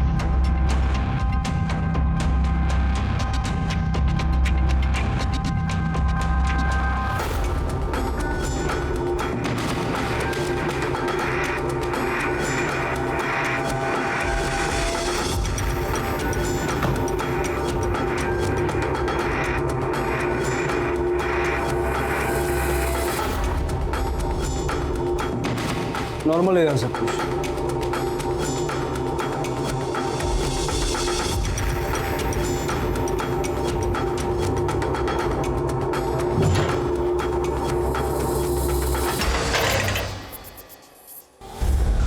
किलर्स इस घर को और इस घर के रहने वालों को अच्छी तरह से जानते थे। उन्हें पता था कि पैसा और ज्वेलरी इसी कमरे में मिलेगा और शायद इसीलिए उन्होंने दूसरे किसी कमरे को छेड़ा तक नहीं। अच्छी तरह से देखो मर्डर वेपन मिलता है क्या। Okay sir. इस घर में वारदात हुई सबसे पहले आपने देखा था? साहब हमने देखा था। साहब हम रोज की तरह दूध देने ऊपर गए तो हमने मैम साहब को आवाज़ें दी। मैम साहब ने साहब कोई जवाब नहीं दिया तो हमने सोचा घंटी बजा देते हैं। तो हम दरवाजे पे गए तो दरवाज़ा खुला हुआ था हुजूर। हमने अंदर धकेल का दरवाज़ा देखा तो अरे मैम साहब दूध नहीं लेना है काज। सर, मैं उनके ऊपर वाले फ्लैट में ही रहता हूँ सर। आपके नीचे वाले घर में 3 लोगों को इतना टॉर्चर किया गया, उनका मर्डर हो गया, आपने कोई आवाज़ कोई शोर सुना? नहीं सर, कोई शोर सुनाई नहीं दिया, कुछ पता ही नहीं चला। इतना बड़ा कांड इतना चुप से कैसा हो गया ये तो प्रबल ही बता सकता है। भगवान का शुक्र है कि प्रबल बच गया। सर, पूरे घर को अच्छे से छान मारा लेकिन कहीं कोई मर्डर वेपन नहीं मिला। अगर इस क्राइम से रिलेटेड कोई भी जानकारी मिलती है या कुछ याद आता है सबसे पहले हमें बताइए। जी सर, जी सर।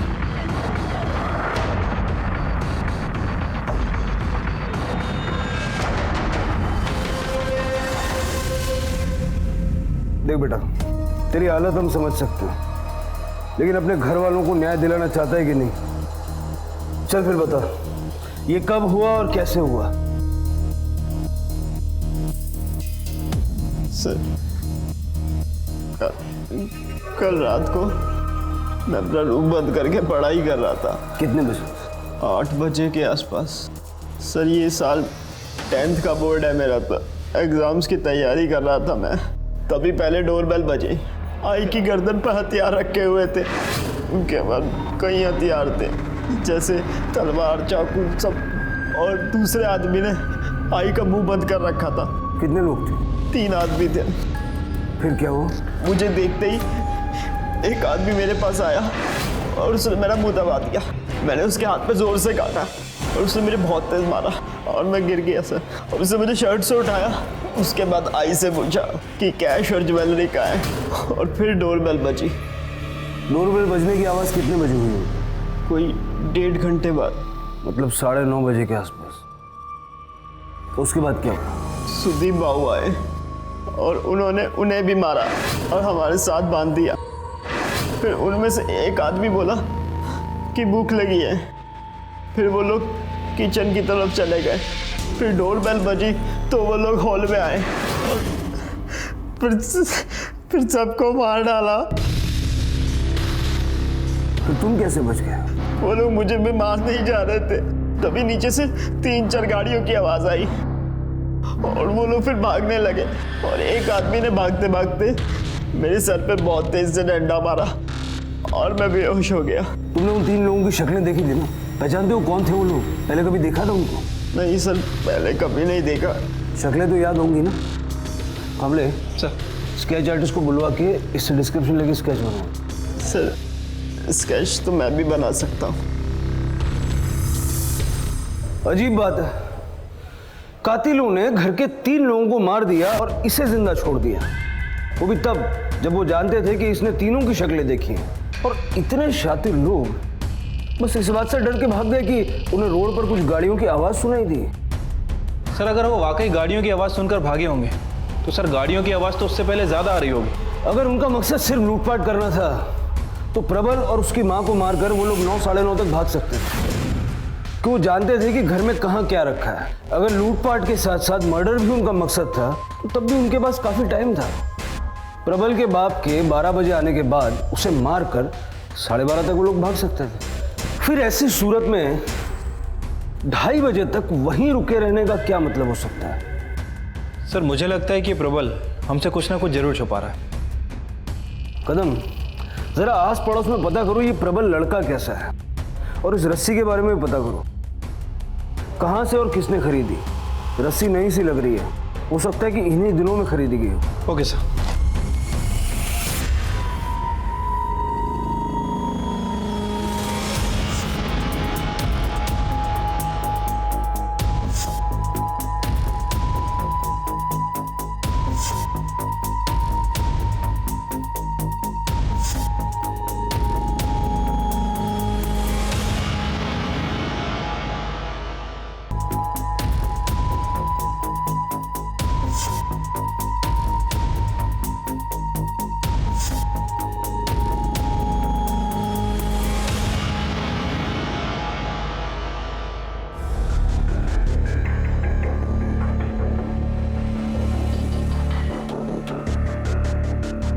ड्राइंग और याददाश्त दोनों काफी अच्छी हैं तुम्हारी। काफी डिटेल में तीनों के चेहरे बनाए तुमने।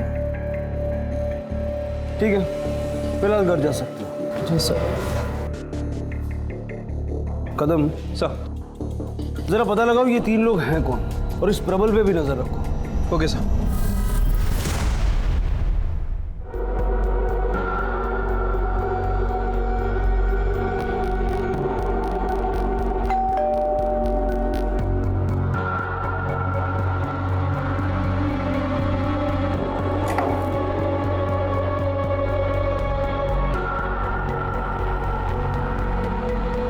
ये लो, खाना है, खा लेना और ध्यान रखना अपना। मैं निकलती हूँ। अगर पापा को पता चल गया मैं यहाँ हूँ तो गुस्सा हो जाएंगे।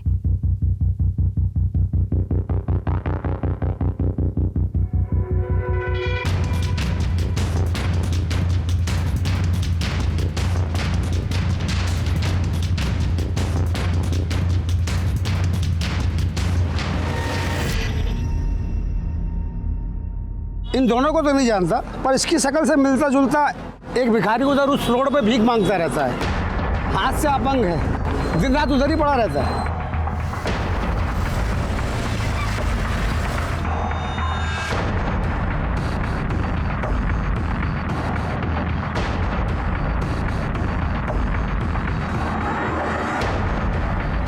भाई साहब नमस्कार, इन रस्सियों को जानते हैं?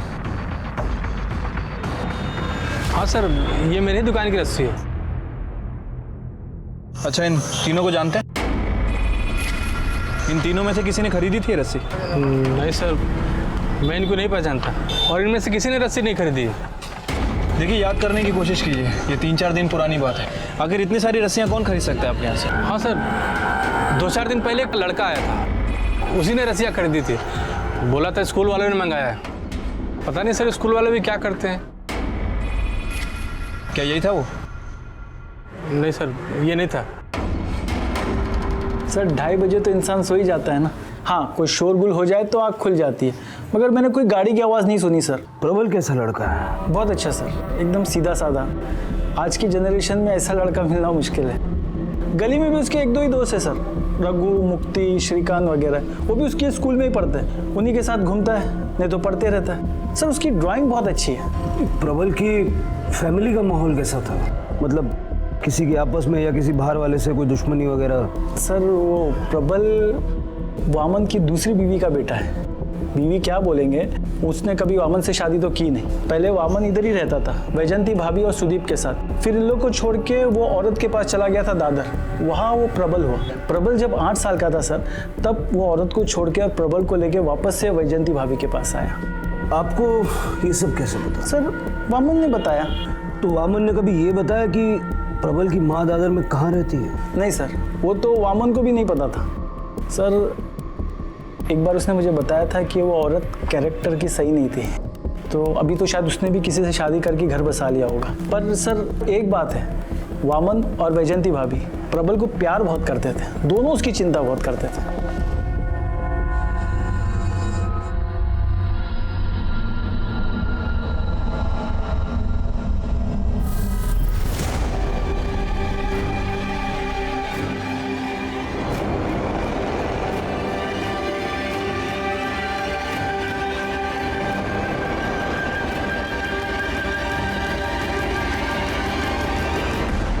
सर प्रबल के एरिया में वारदात के ठीक एक दिन पहले किसी लड़के ने उस रस्सी को खरीदा। सर मुझे लग रहा है कि ये प्रबल हमें गुमराह करने की कोशिश कर रहा है। और सर उसने जो ये स्केच बनवाए सब के सब झूठे हैं, क्योंकि सर इनमें से ये एक स्केच उसके एरिया के आसपास एक भिखारी से मैच करता है।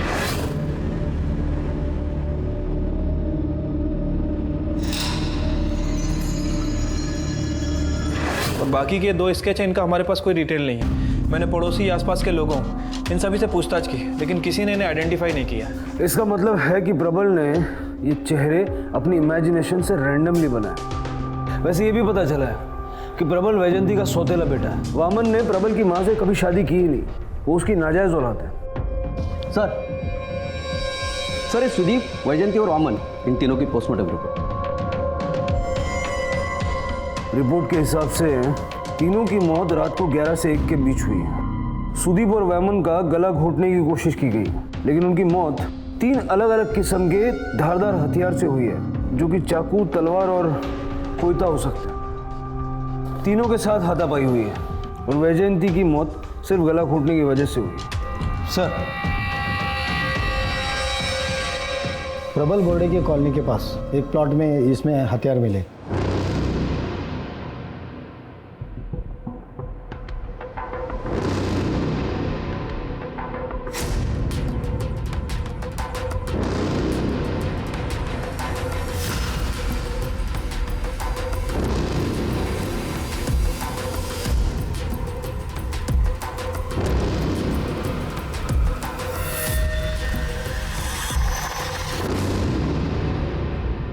काफ़ी दिमाग लगाया है, हथियारों को सरसों के तेल से साफ किया है ताकि उस पर खून का कोई निशान न रहे।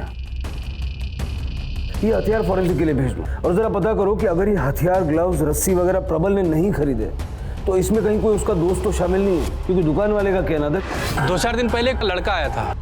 ठीक है सर।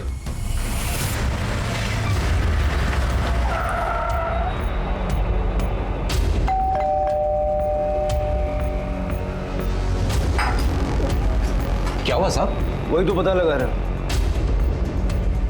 प्रबल तुम्हारा दोस्त है ना? हाँ सर। 22 सितंबर को रात को 8 बजे से लेकर देर रात 3 बजे तक कहाँ थे तुम? सर उस दिन तो ये रघु और श्रीकांत के साथ वीरेन के घर पढ़ाई करने गया था। वो क्या इस साल बोर्ड के एग्जाम चल रहे हैं ना, तो बच्चे लोग सब वीरेन के घर चला। साहब आप बेकार में शक कर रहे हो, वो लोग हमेशा वीरेन के वहाँ पढ़ने जाते थे और मुझे अच्छी तरह से याद है कि वो लोग उस दिन भी वहीं पढ़ने गए थे। साहब मेरा बच्चा आवारा नहीं है साहब, वो लोग दोस्त लोग हैं, ऐसा क्यों करेंगे साहब? साहब वो बच्चे पढ़ने लिखने वाले बच्चे हैं साहब।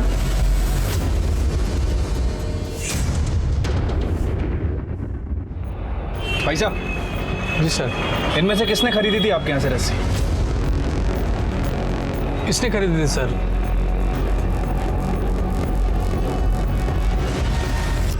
सर उस रस्सी खरीदने वाले लड़के की पहचान हो गई है। सर प्रबल के दोस्त रघु आप्टे ने वो रस्सी खरीदी थी। गुड। कदम जल्द से जल्द पता लगाओ वो हथियार कहाँ से खरीदे गए थे। क्या इनमें से किसी ने आपके यहाँ से हथियार खरीदे थे? जी इन दोनों ने एक तलवार और एक गुप्ती खरीदी थी, पर हम इसे हथियार के तौर पर नहीं बेचते हैं। आप चाहें तो देख सकते हैं। नवीन एक तलवार देना।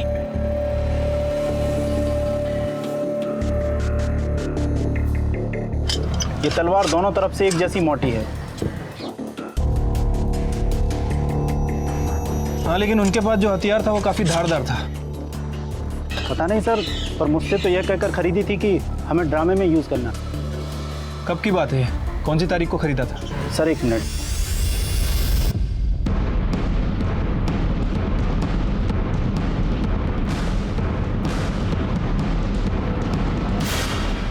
भाई साहब।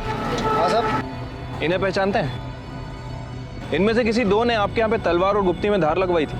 साहब वो दो नहीं 3 थे। इसको धार करके दो। इस पे धार क्यों लगानी है? तेरे को काटने के लिए। अरे मजाक कर रहे हैं दादा, ड्रामे में तलवार लगेगी ना, और पेड़ काटने का सीन है, इससे पेड़ कटेगा नहीं तो इसीलिए धार चाहिए।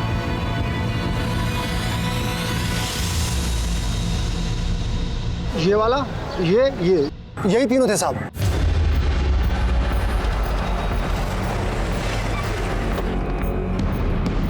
निकालो बाहर इसे। चलो।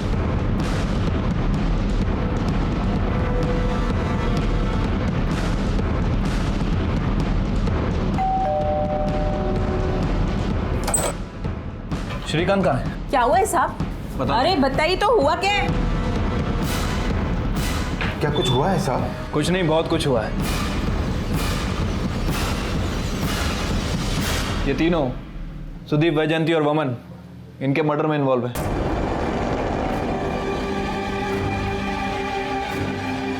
हम इन तीनों को पुलिस स्टेशन ले जाने आए। फट्टू, मुझे पता है तू गद्दार निकलेगा। सर।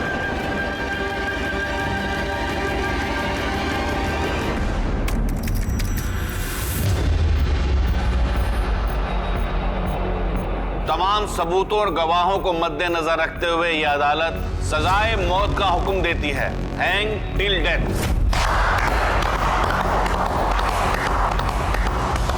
थैंक यू जज साहब, हमें पता था यही होगा। अंधा कानून मुर्दाबाद, अपनी दोस्ती जिंदाबाद। अंधा कानून मुर्दाबाद, अपनी दोस्ती जिंदाबाद। अंधा कानून मुर्दाबाद, अपनी दोस्ती जिंदाबाद। अंधा कानून मुर्दाबाद, अपनी दोस्ती जिंदाबाद। अंधा कानून मुर्दाबाद, अपनी दोस्ती जिंदाबाद। अपराध को कितने भी शातिर दिमाग से अंजाम दिया जाए, लेकिन गुनाह अपनी गवाही देने के लिए खुद उठ खड़ा होता है। फिर ये तो 16 साल के नाबालिग बच्चे थे, लेकिन इन्होंने एक ऐसे जघन्य अपराध को अंजाम दिया था कि जिसे सुनकर ही रूह कांप जाए। लेकिन अपने किए पर इन्हें कोई अफसोस नहीं था। कैसे और क्यों इनकी मासूमियत इतनी विभत्स हो गई थी? ये केस पुलिस के लिए बहुत चुनौतीपूर्ण होने वाला था, क्योंकि ये कोई सामान्य हत्या या लूटपाट का केस नहीं था।